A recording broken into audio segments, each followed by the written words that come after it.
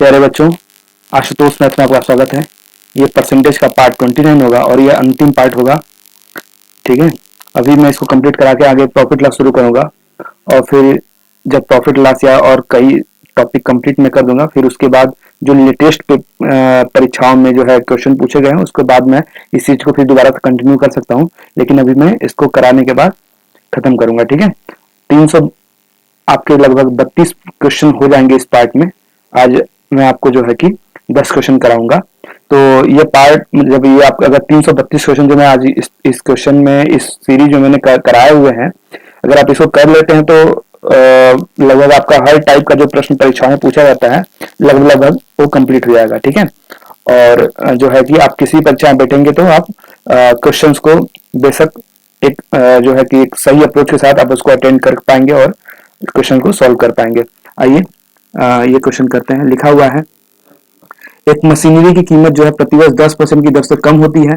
यदि मशीनरी की कीमत खरीदने के 3 वर्ष बाद 8,748 रुपए रह गई हो तो कितने में खरीदी गई थी? तो हम मान लेते हैं कि मशीनरी की खरीदी गई थी X रुपए में। ठीक है, और 10% की दर से अगर कम होती है तो अगर ये 100% है तो 10% कम होगा। अगर आपने 100% में खरीदा, 10% कम ही आ गई तो 100% में 10% माइनस करेंगे 90%, मतलब 90/100। ठीक है, ये हो गया पहले वर्ष। और फिर दूसरी वर्ष यदि कीमत 3 वर्ष बाद, 3 वर्ष बाद की बात करें मतलब 3 बार कम होगा। ठीक है, मतलब गुणे 90/100 गुणे 90/100। इसको आपको पता है कि 3 बार करना है तो आप जो है ये आपका अभी वर्तमान आ गया ना, तो आप इसको डायरेक्टली जो है आपको पता है 0 0 कट जाना है, तो इसको जो है आप डायरेक्टली जो है x इंटू क्या लिख सकते हैं, डायरेक्टली आप 9 का वर्ग, आप 9 का घन आपको पता है 3 बार 9 में मल्टीप्लाई होना है, तो इसको डायरेक्टली आप लिख सकते हैं 9 729/1000, थोड़ा सा समय बचाने के लिए। ठीक है, बराबर आपका है 8748। इसको आप जो है ये आपका 12 टाइम में कट जाएगा। ठीक है, पहली बार जो है इसको आप करेंगे, कट करेंगे तो आपका आ जाएगा 1458। मतलब पहली बार जो है ले जाएंगे, एक बार ले जाएंगे तो एक बार जाएगा और उसके बाद आपका शेष उतरेगा। ठीक है, और ये 2 बार में मतलब कुल 12 बार में कट जाएगा। तो उसके बाद जो है 100,000 जो है राइट हैंड साइड जाएगा तो 12 से मल्टीप्लाई हो जाएगा और आपका आ जाएगा 12,000। ठीक है, तो ये इस प्रश्न का हल हो गया। यह कितने में खरीदा गया था? यह जो है 12,000 में मशीनरी खरीदी गई थी।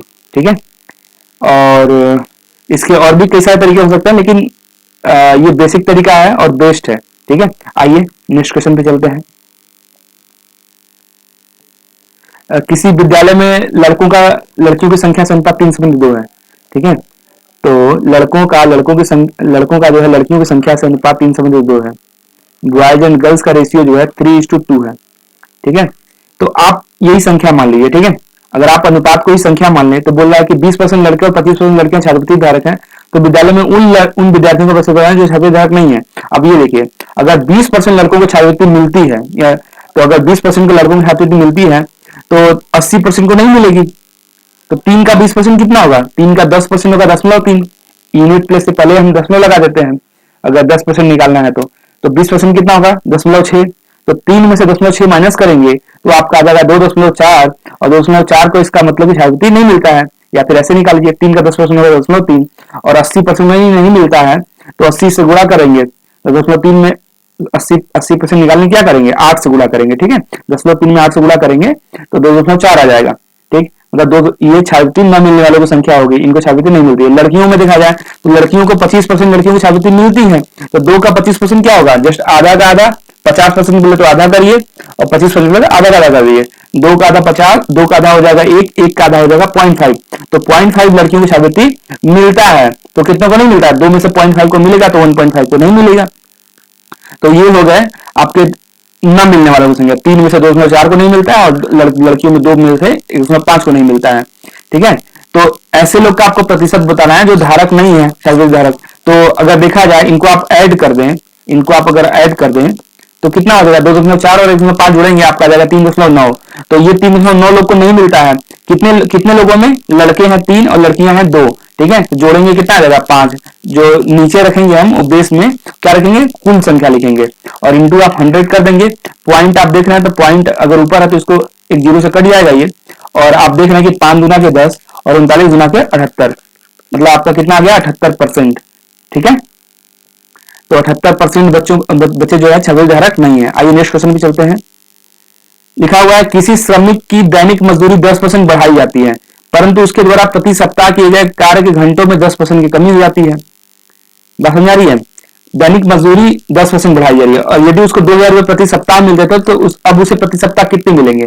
देखिए, अगर उसे जो है 2,000 रुपए प्रति सप्ताह मिलते थे, पर वीक मिलते थे, ठीक है। तो अगर ये 10% बढ़ाई जाएगी मजदूरियां, दैनिक मजदूरी बढ़ाई जाएगी तो प्रति सप्ताह भी उसी हिसाब से बढ़ेगी, तो वो भी 10% ही बढ़ेगी। तो अगर ये 10% बढ़ेगी तो कितनी बढ़ जाएगी? 2,000 का 10%, यूनिट प्लेस से पहले पॉइंट लगाएंगे, आ जाएगा 200। इसका मतलब कि 2,000 में 200 बढ़ जाएगा, मतलब 2,200 बढ़ जाएगा, मतलब बढ़ के 2,200 हो जाएगा। और उसके बाद बोला कि कार्य के घंटों में जो है 10% की कमी की जाएगी। कार्य के घंटों में जो है 10% की कमी की जाएगी। अगर 10% की कमी की जाएगी तो भैया घंटे का समय का ही तो पैसा मिलता है ना, तो समय का तो उसी हिसाब से जो है आपका जो कमाई इसकी है, जो मजदूरी है, उसी हिसाब से कम भी होगी। तो 2,200 का 10% कम हो जाएगा। जब 2,200 का 10% कम होगा कैसे? तो 2,200 का 10% कितना होगा? 220। तो 2,200 में से 220 जो है ये आप 10% प्लस कर दीजिए, और 2,200 में से 10% कम होगा तो कितना हो जाएगा? 2,200 का 10% 220 होता है, तो 220 माइनस हो जाएगा, तो आपका आ जाएगा 1,980। ठीक है, 2,200 में से 220 घटाएंगे तो 1,980 होगा। तो ये आपका तो उत्तर आ गया। तो उससे प्रति सप्ताह कितना मिलेगा? 1,980 रुपए मिलेगा। ठीक है, तो इस तरह से क्वेश्चन लग सकता था, और भी दूसरे तरीके हो सकते हैं। ठीक है, मुझे लगता है कि इससे ज्यादा शार्ट तो कुछ नहीं हो सकता। या फिर एक दूसरा तरीका आप जो है इस तरीके से भी कर सकते हैं। 10% बढ़ाई जाती है और घंटों में 10% कमी की जाती है। आपको पता है कि कोई फर्क नहीं पड़ने वाला, घंटों में भी अगर दैनिक मजदूरी ही घटेगी, ठीक है, उसी अनुपात में घटेगी। तो 10 बढ़ाई जा रही है, ए बी से लगा लीजिए, ए 50% वाले फॉर्मूले से। क्या फॉर्मूला होता है हमारा? फॉर्मूला होता है A plus B plus A B बटा 100। यहां से आपको परसेंटेज पता चलेगा। मन में आप ये कर सकते हैं, मैं आपको करके दिखा देता हूँ। 10 बढ़ाई जाती है, 10 माइनस होती है, तो -10, और प्लस माइनस का मल्टीप्लाई होगा तो माइनस हो जाएगा। 10 दाम में 100 बटे के 100, तो ये तो 0 हो गया, और -100 बटे 100 मतलब 1 आ गया, मतलब -1% कम होगा। 1% कम होने का मतलब कि 2,000 रुपए प्रति सप्ताह उसकी इनकम है, तो 2,000 में जो है 1% कमी आ गई। 2,000 का 1% होगा 20 रुपया। सैकड़ा से पहले इकाई दाई से पहले लगाएंगे, ठीक है, या सैकड़ा के बाद लगाएंगे, जो समझ लीजिए। तो 10 में लगा जाए तो कितना आ जाएगा? 20 रुपए। तो 2,000 में 20 रुपए जब माइनस होगा तो 1,980 रुपए ही आएगा ना। तो ये सेकेंड अप्रोच भी आप इस तरह से देख सकते थे। ठीक है, तो आपका ऐसे भी आंसर आएगा, या फिर आप इस तरह से समझ के कर लेते तो भी ठीक है। आइए नेक्स्ट क्वेश्चन पे चलते हैं। लिखा है कस्बे की जनसंख्या पहले वर्ष 12% बढ़ती है, दूसरे वर्ष 10% कम होती है। तो 2 वर्ष पहले कितनी थी? देखिए, तो हम हमारा 2 वर्ष पहले x थी, 12% बढ़ती है, कितना हो जाएगी? 112 बटे के 100।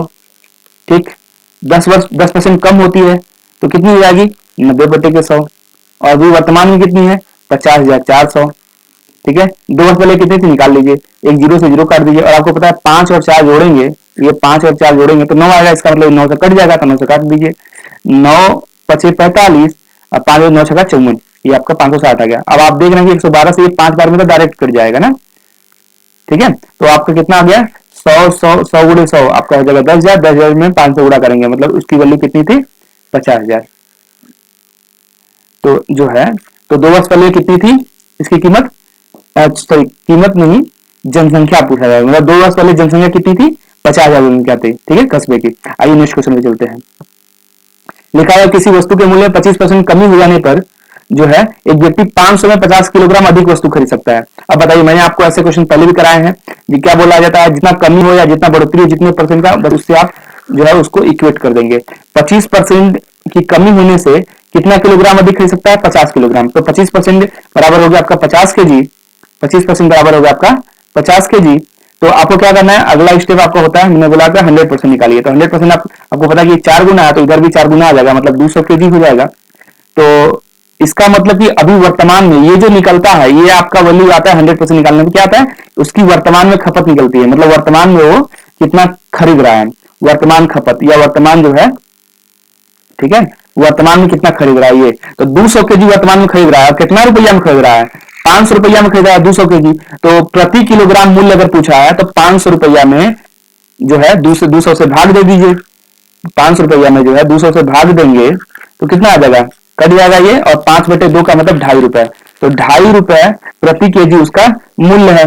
ठीक है, और अगर आपसे पूछता कि भैया ये तो आपका हो गया आंसर। ठीक है, यदि पूछता कि इसका पूर्व वाला मूल्य बताइए, तो आपका क्या करते हैं, 200 केजी ये जो निकला हुआ है, 200 केजी ये निकला हुआ है 200 उसका, इसमें आपको क्या करना पड़ता, ये लिखा है कि 50 किलोग्राम अधिक खरीद सकता है।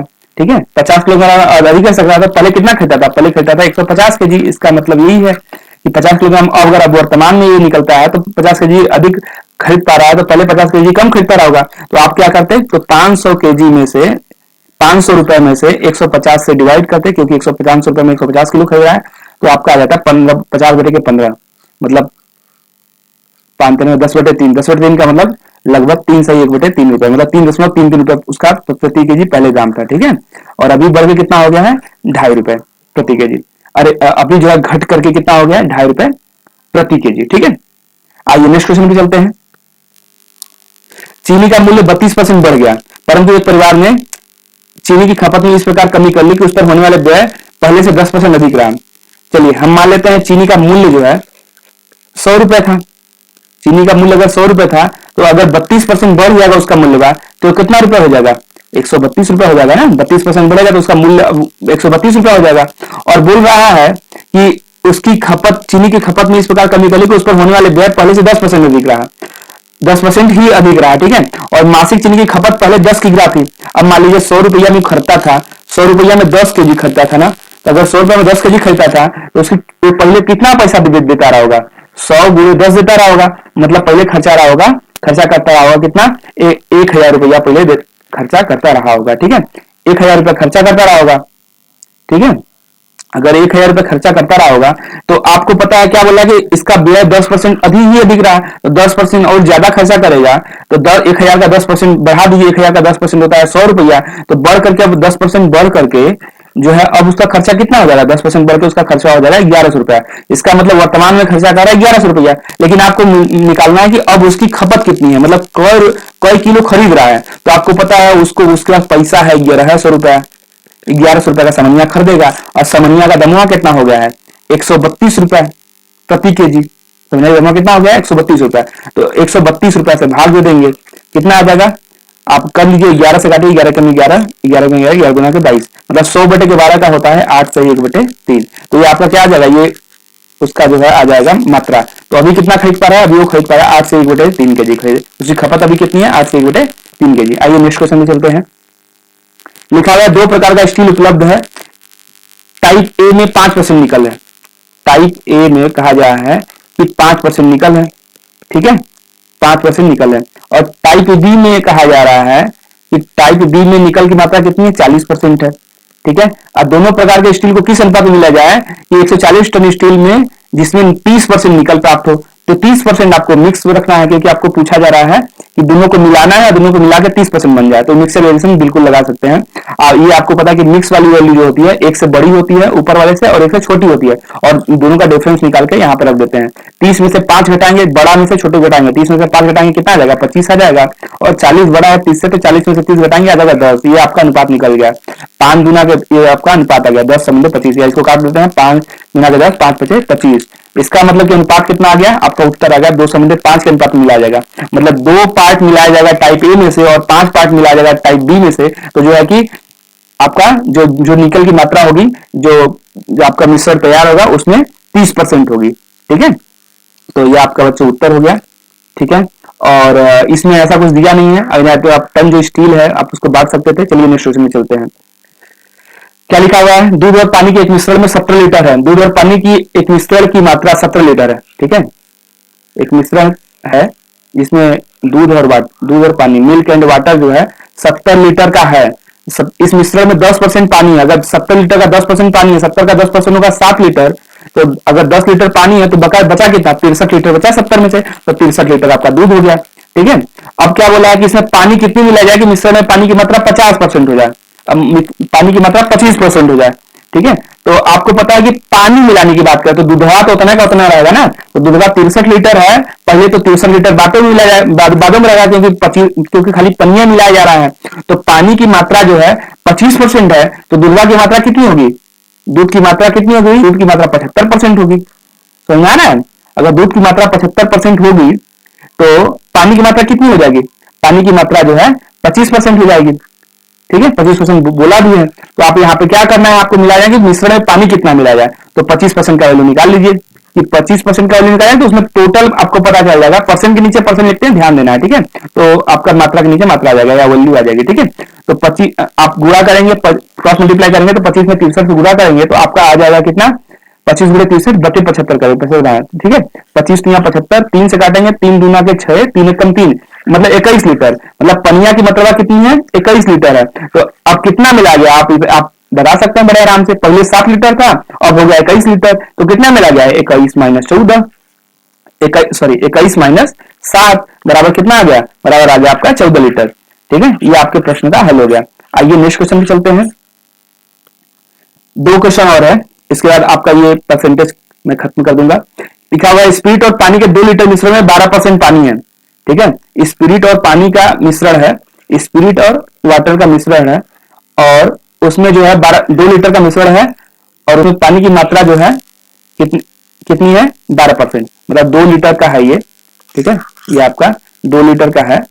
अब बताइए 2 लीटर का है और 12% पानी है, तो 2 का 12% कितना होगा, 2 का 12% होगा 10.24, 12 के 24 10.24 आएगा, या 2 का 10% होगा 10.2, 1% होगा 10.02, 10.02 में 2 से गुणा करेंगे 10.04 आएगा, और 10.2 में 10.04 ऐड करेंगे 10.24, तो 10.24 आ गया आपका क्या, 10.24 लीटर, 10.24 लीटर आपका आ गया पानी। अगर 10.24 लीटर पानी है तो 2 में 10.24 घटाएंगे तो आ जाएगा 1.76, तो 1.76 लीटर क्या होगा, उसमें स्पिरिट होगा। ठीक है, अब क्या हो रहा है, इसको स्पिरिट और पानी के एक अन्य 3 लीटर मिश्रण में, मतलब एक दूसरा भी है, तो 3 लीटर का जो है कि डब्बा है। ठीक है, इसे समझिए, और इसमें भी स्पिरिट और वाटर है, ये 3 लीटर वाला है। ठीक है, ये जो है 3 लीटर वाला है, इसमें बोला है कि जिसमें 5% पानी है। अब बताइए 3 लीटर का है, उसमें 5% पानी है, तो 3 का 10% होगा 0.3, 0.3 का आधा कितना होगा, 0.3 का आधा होगा 0.5, आधा करेंगे तो 5% निकल जाएगा, 10% जब 0.3 है तो उसका आधा 5% होगा, मतलब 0.3 अगर 10% है तो आधा कितना होगा 0.15। ठीक है, 0.15 क्या हो गया, 1.5 हो गया पानी, 0.15, तो स्पीड कितना होगा, 3 में से 0.15 घटा दीजिए, आपका आ जाएगा 2.85। ठीक है, 2.85 जो है आपका क्या आ गया है, स्पीड आ गया, और इसमें स्पीड कितना 1.76। तो बोला परिणामी मिश्रण में पानी की प्रतिशतता ज्ञात कीजिए, तो पनिया निकाल लीजिए कितना कितना दोनों में मिला के है, पनिया कितना है 0.24 इनमें है और 0.15 इसमें है, 24 5 29 39, मतलब 0.39 दोनों में मिला के होगा। ठीक है, और कुल कितना लीटर का मिश्रण में है, 2 लीटर तो है ही है, अब 3 लीटर ये कुल मिलाकर 5 लीटर हो गया, तो 5 लीटर नीचे लिखेंगे, कुल मात्रा नीचे लिखते हैं, और परसेंटेज निकालना है कुल में से, तो 100 से गुणा कर दीजिए, दशमलव आपका खत्म हो जाएगा क्योंकि आप जो है 100 से गुणा करेंगे तो दशमलव हट गया। अब 5/39 का मतलब 5 7 35, दशमलव जाएगा कितनी बार बचेगा, 4 बचेगा, तो 5/40, 7.8% है। पानी कितना परसेंट है, 7.8% है, 7.8%। ये आपके प्रश्न का हल हो गया। आइए बच्चों लास्ट क्वेश्चन करते हैं। ठीक है, अब क्या बोला है, दूध और पानी के 70 लीटर मिश्रण में 10% पानी है। ठीक है, चलिए इसे समझ लीजिए, दूध और पानी का मिश्रण है, मिल्क एंड वाटर का, जिसमें कि 70 लीटर का मिश्रण है, ये 10% पानी है, तो 70 का 10% कितना होगा, 7 लीटर पानी होगा। अब 7 लीटर पानी होगा तो 63 लीटर दूध हो जाएगा। ठीक है, 63 लीटर दूध हो जाएगा। अब बोला इसमें कितना पानी मिलाया जाए कि नए मिश्रण में पानी की मात्रा 37% हो जाए। अब पानी मिलाया जाएगा तो दूधवा तो उतना का उतना रहेगा, तो दूधवा पहले 63 लीटर था तो बाद में भी 63 लीटर रहेगा। तो अब देखिए पानी की मात्रा अगर 37% है तो 100 माइनस 37 किसका होगा, दूध होगा, 100 माइनस 37 होगा 63%, इसका मतलब 63 लीटर बराबर कितना है, 63% है। तो पानी की मात्रा 37% है, पानी कितना मिलाया जाए, तो पानी 37% है, तो पानी का मात्रा हम टोटल निकाल लेते हैं, तो 63% बराबर 63 लीटर है, 37% बराबर 37 लीटर। ठीक है, 37 लीटर हो जाएगा, तो ये आपका आ गया। अब देखिए, अब पूछा क्या है कि पानी कितना मिलाया जाए, पहले पनिया कितना था, पहले पनिया 7 लीटर था, मिला कितना गया है कि 37 लीटर आ गया है, तो मिलाया गया है 30 लीटर, 30 लीटर मिलाया जाएगा तब है तो 7 लीटर जो है बढ़ करके 37 लीटर हो जाएगा। तो आपका उत्तर क्या हो गया, उत्तर हो गया आपका 30 लीटर। ये आपका प्रश्न का हल हो गया। ठीक है, तो आपका आंसर हो गया 30 लीटर। ठीक है, ये आपका आंसर हो गया।